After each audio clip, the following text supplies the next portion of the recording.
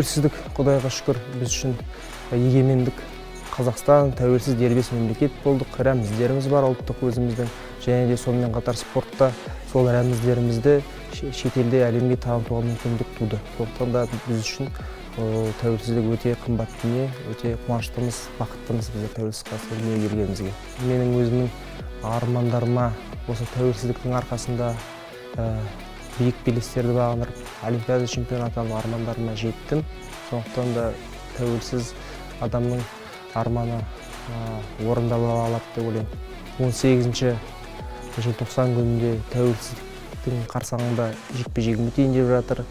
Құдай қаласа, бұл жекпе-жекті, бұл кешті тәуелсіздігіміздің 30 жылдығына арнаймын.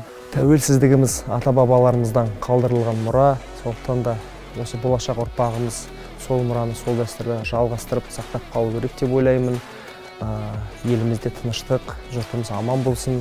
Тәуелсіздігіміздің 30 жылдығымен шын жүректен құттықтаймын.